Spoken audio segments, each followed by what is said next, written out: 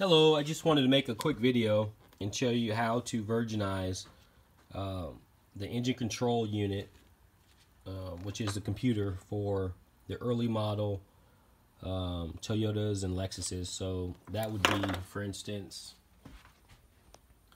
let's see here, would be these keys here.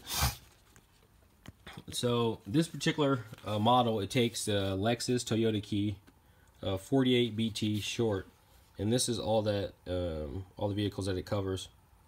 And so all these vehicles have this type of engine control unit. They have different model numbers. Some of them have different model numbers, but they're pretty much interchangeable. But you do want to match up with the model number as close as you can when you replace them. But if you have one that you take out of your vehicle, they're either on the passenger side underneath the glove compartment, or they're under the hood on the driver's side. You lift up the hood and it's right there in like a little unit that holds this. Anyway, so the vehicles are a Lexus ES 300 2002 to 2003, the Lexus GS 300, Lexus GS 400, Lexus GS 430, the Lexus IS 300, Lexus LS 400, Lexus LS 470, and the Lexus RX 300. And those are the years of the vehicles that have this this computer and that takes this type of key. Now I have a client, they sent this in. So what happens is they'll take this out of the vehicle, they'll put it in a bubble wrap envelope, they'll send it down here to my shop, and then what I do is I open it up and I reflash it. And for this particular unit, they gave me the key code, and so I cut the key for them. And so I'm going to send them the unit back with the key, with a cut key. And then when they get this key back, they'll plug this unit back in, just plug it right back in. They'll put this key in the ignition. They won't turn the ignition. They'll just put the key in the ignition and let it sit there for 10 seconds. The red light, security light will go off. They'll pull it out, and they'll put the second key in if they want a second key, which they do in this case. You don't need two keys, but in this case they want two. And then these keys will be programmed. They'll be married to this ECU, and they'll start and run the car. Anyways, I'm going to show you how to do it real quick. So this particular engine control unit is from a 2000 Lexus RX 300. That's the number. I'm going to show you how to do it. That way you can just take it out, take this out of your vehicle, and you can reflash it yourself. And then you can get the key, have it cut at your local locksmith, and just reprogram it yourself. Or if you don't want to do all that, you can always send it to me. Just send me your unit, I'll reflash it, cut keys, and send it back to you. Or I'll just reflash the unit and send it back, depending on what you want. I charge $100 to reflash a unit, and it comes with a key, a cut key, if you send me your key code. So for $100, I'll take it apart, I'll reflash it, virginize it for you. So reflashing is basically virginizing it. And so this would be ready to accept new keys once I virginize it. If you already have keys that fit your ignition and turn your ignition switch, and then you'll just send me your unit. I will reflash it, which is virginizing it, and then just send the unit back, and then you can do the onboard programming procedure to reprogram your keys to your unit once it's reflashed. So without further ado, let me show you how it works real quick. So this is my number, by the way. If you want to call me, if you have any questions, if you're doing it yourself and you just have any questions you want to ask me, I'll be happy to just walk you through it on the phone. I won't charge you anything. If you do want to send your unit in, that's the address you send it to right there. Care of 3612 West 24th Street, Lawrence, Kansas. There's no zip code, so it's non-domestic. So you just put that on your envelope and you'd send it, and I'd get it. And that's my name. I'm a locksmith, by the way. Okay, so this is what we do. You turn this over. It's very simple, actually. You turn it over. We're gonna get a screwdriver. I got a favorite one. I always use this one. You're gonna unscrew this. You're gonna unscrew these screws.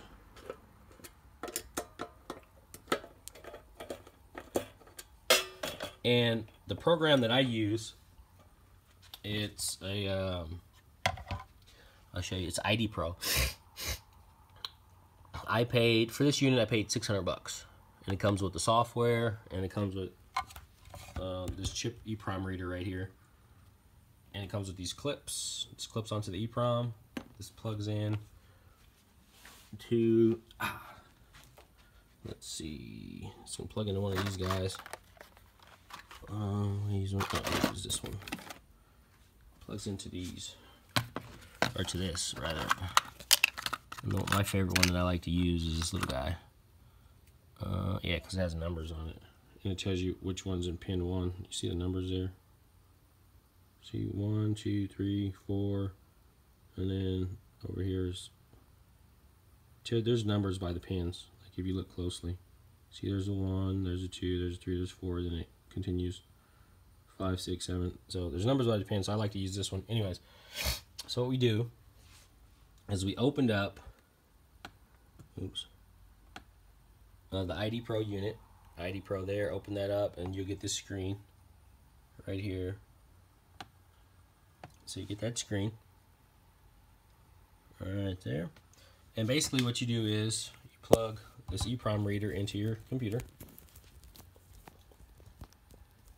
If I can undo this cord.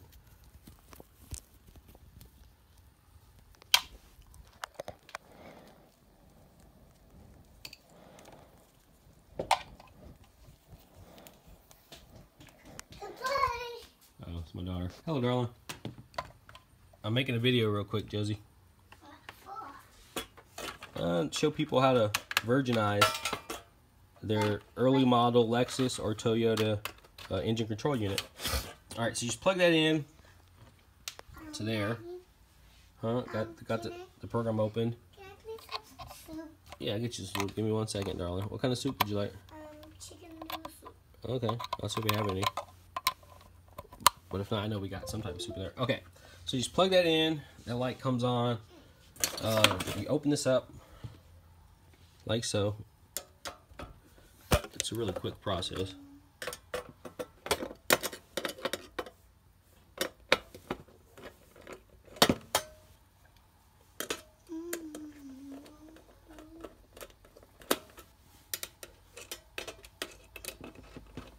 Where's Mom at? Daddy. 1 second, Josie. I'm shooting this video. Your mother's at work. You know that.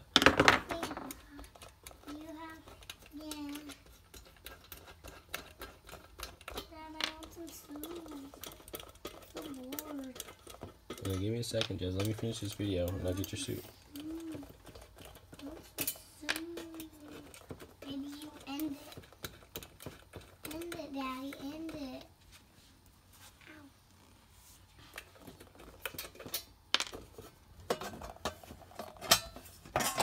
Alright, so you open it up and that's what it looks like. You got 2 more screws. Sometimes there's only 1 screw in some of these, but this particular one has 2 screws in it.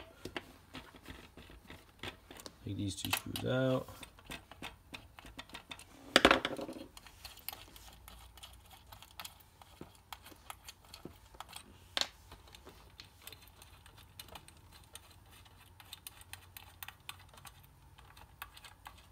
Alright, and so then you flip it over like that.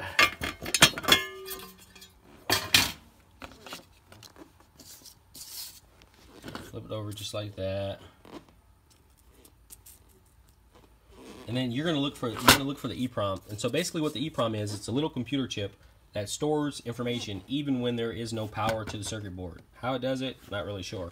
But it stores information even though it doesn't have any energy to like facilitate the storing. So I've always wondered how that works. But anyways, we're looking for the EEPROM chip. And on this board, I'm gonna turn it around here. It's going to be the IC900. So IC900, that's the chip location. IC900 right there. And this is the EEPROM chip. And you're going to look closely to it. Let's see. I'm going to zoom in here. You look closely, you can see the chip number on it. It's 93C56. So that's the chip right here. And it's 93C56. That's the EEPROM chip we're going to be working on. And so there's 8 pins. There's 4 on the side, 4 on that side. And you can see a little dimple right there. That little dimple indicates that that's the #1 pin. It's very important when you hook up this little clip up to it. So we're going to pull that over there. Okay, so this is what you want to do. So on this clip, you want to match up the #1 pincher connector thing with the number 1 leg on the pin, on the EEPROM pin. So this pincher, you want to make sure number 1 is lined up with the number 1 leg right there. And you can always tell the number 1 leg because there's a dimple right above it. So how do I know which one is the number 1 pin on this clip? Well, it's pretty obvious. It's the only cord that has a red marker on it. So this cord right here, where'd it go? Right there. Right here, that red one would be the number 1 cord that goes to the number 1 position. Right there. See, that's the number 1 little pincher tooth thing. Anyways, oh, the little kitty cat wants to say hi. Say hi. Hello. Alright, so what we're going to do is we're going to connect this. So we're going to find number 1. That's number 1. We're going to match that up with number 1 here. Just like that.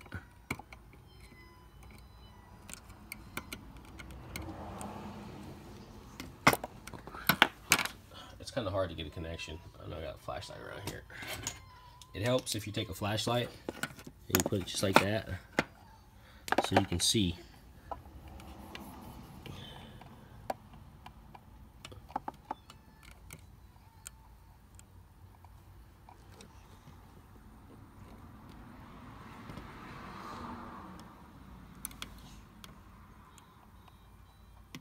You want to be careful with these chips because those little legs, they break or they get worn out, and you don't want to pinch it the wrong way because you could break it and then you have to replace it.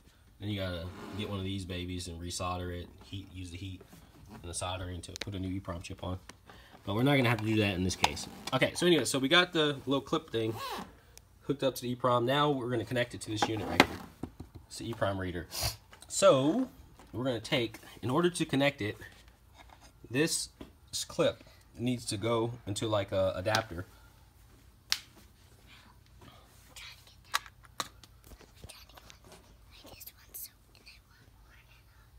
What do you want? Some soap. Some soup. Okay, I'm gonna need some soup. Give me a second. What? Give me a second, darling. We're shooting a video here. Hi, Daddy.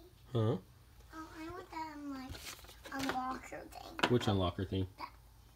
You want this? This one? Here you go. Why is there my tape on it? Oh, here's the code to unlock it on the bottom. I know how. See, 25680. If you put those numbers in, hey. that will open. All right. Anyways, back to what we're doing. So we're looking for the adapter. I just had it. Oh, here it is. It's right here. So you take this little adapter, and what I do is I always plug it into this first. So if you look at the adapter, you're going to see. Let's see. You can see the numbers on this adapter. You see the 1, the 2, the 3, the 4, the 5, the 6, the 7, and 8. Okay, so you want to match up the number 1, which is the red. So that's the number 1 spot. This is the number 1 spot right here where that red is, with the number 1 pin on this. So you're going to, so 1's there. Oops. 1 second here. So you can take number 1. Where's number 1 at? Number 1's there. And we're gonna go right there. It's gonna go just like that. So you can see number 1. It's lined up with that red number 1 wire. Okay, so that's that. And so now you're gonna put this adapter into the EEPROM reader. And this is the ID Pro EEPROM reader. You can buy them, they're like $600-700 bucks. Anyway, so you put it in like that, but you want to make sure this number 1 pin, so that's the number 1 pin, this one right here, that's the number 1 pin. You want to make sure that's in the number 1 position. So the number 1 position is this very first slot closest to this little lever bar thing right here. So that's going to be the number 1 position, right? So you take the number 1 pin, make sure it goes in that number 1 position right there. You hold it down and you just tighten it. Oops. You just put it in there and you lock it into place. Just like that. It's in there. Bam. I'm going to set this down for 1 second.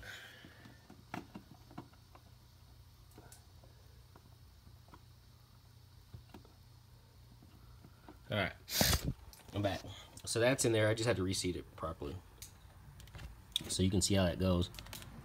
the number 1 is in the number 1 position. See right there, number 1, and the red is lined up with the number 1 slot. The lever's locked down, that's in there, and that goes to that. That's on the EEPROM chip, the IC900. All right, that's on there. So now what we're gonna do is we're gonna go over to the computer, and what we're gonna do is we're gonna select the type of chip that we have here. So we're gonna go to, we have all these options. We have file, we have select, we have project, we have device, we have tools, help, language, we have all that stuff, and you see there's all F's there on the screen. What you want is you want to read that chip, the data that's on the chip, and save it just in case you mess up, and you can go back to it. I don't ever mess up and have to go back to it, but it's always good just to have that file saved just in case. You're going to read it. You hit this read button right here. Read, this R. You're going to read the EEPROM chip. All these are going to populate with whatever the code is on the chip already. And then you're going to open up a new file, which is going to be this little file folder right here. You're going to select your dump. You want a virginized dump. I can show you how to make one real quick. But I have all the actual factory virginized dumps for all of the early model Toyotas and Lexus. I bought them. But I can show you how to make it. It's really easy. If you don't have it, you can make it yourself. But anyways, so first we want to read. And the reason why we want to read is because we want to make sure this is connected right. So we're going to hit read. And it says code memory. It shows how it should be set up. That's the 1 position right there. And then we're going to go over here and we're going to read. Alright, it says read successful. It's all zeros. Oh, actually, yes, that's perfect. So it read it, you see? So it's not all F's anymore. So that means we have a good connection, and it's read. And what you see here is the actual virginized code. So I already virginized this earlier. I was messing around with it. So that's the actual virginized code. So, but then what you want to do is, oh, I forgot to show you how to select your chip before you do this.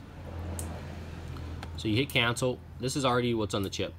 So you select your chip. You select what type of EEPROM you have. So you want to type in 93C56 right here.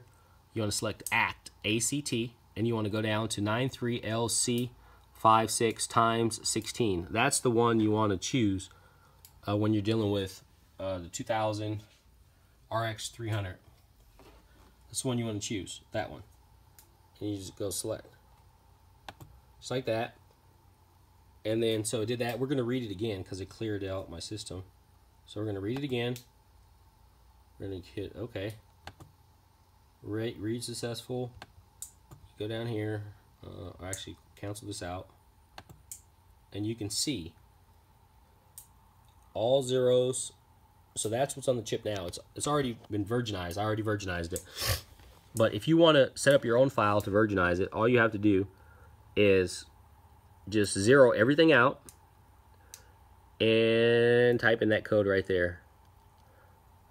So it would be 770. No, at first it'd be FBDF. And then you go over to the next line. It'd be FF00. Then you go down a little bit further. It'd be 7770. Then, I mean, you can see that's the virginized code for the 2000 Lexus RX 300. If you want to virginize it yourself. If you don't have the file, you can make it yourself. Just make it look like that. Anyways, and then, so you read your EEPROM chip, and then you want to go over here to program chip. So you hit that. You hit that and you hit program.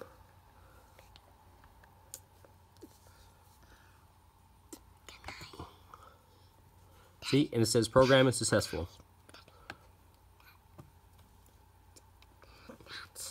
That's perfect. So program is successful. Close it out.